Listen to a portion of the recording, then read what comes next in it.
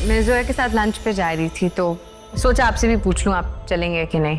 मैं एक ऑफिस के काम से बाहर निकला, मैं नहीं आ सकूंगा, तुम लोग चले जाओ। तुम्हारी वजह से ये सारी बरकतें आई हैं उसकी जिंदगी में, वरना सारी जिंदगी हमारे टुकड़ों पे पल रहा था वो। तुम्हारी वजह से ये सारी बरकतें आई हैं उसकी जिंदगी में। फारूक टेक्सटाइल मिल्स की ओनर फैक्ट्री बेच के जाना चाह रही है अब्रॉड, इसलिए किसी अच्छी डील की तलाश में। तुम ट्राई करो फौरन। तुम्हें भी लगता है मुझे वही करना चाहिए जो ये सब चाहते हैं? नहीं, मेरे लिए सिर्फ आपकी खुशी मैटर करती है। मुझसे नहीं होगा ये सब कुछ। मेरा बेटा मेरी बात मानेगा, मुझे यकीन है। हम जो बीजान के टुकड़ों पे पल रहे थे वो क्यों भूल जाती हैं आप? जब उसका और मेरा ताल्लुक कायम हुआ था ना, तो तब ना उसके पास कुछ था ना मेरे पास। आयला, कभी मेरे पे शक मत करना। इतनी सीधी सी बात है, उसका पर्सनल मैटर है, ये मैं नहीं उसमें बोल रही।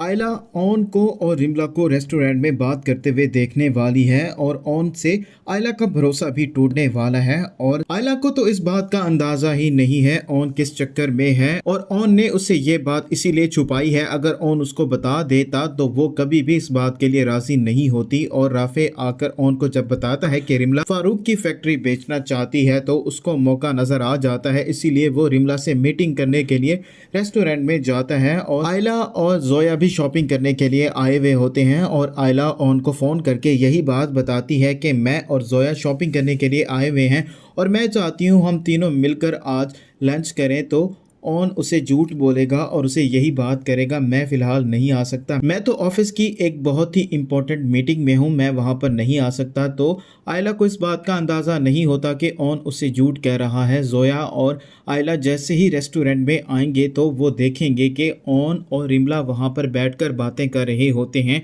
और आयला तो इस चीज़ को गलत रंग दे देती है क्योंकि उसको इस बात का अंदाज़ा नहीं कि ऑन उसे क्यों मिलने के लिए आया है। ऑन तो सिर्फ यही चाहता है कि किसी न किसी तरीके से वो फारूक की फैक्ट्री रिमला से निकलवा ले और रिमला तो ऑन को वो फैक्ट्री खुशी खुशी देने को तैयार हो जाएगी क्योंकि वो ऑन से मोहब्बत करती है और ऑन के लिए वो कुछ भी करने को तैयार है। और आयला बहुत ही ज़्यादा गुस्से में घर वापस आ जाएगी और उसको यकीन नहीं आ रहा होगा कि ऑन ने उसे झूठ कहा है।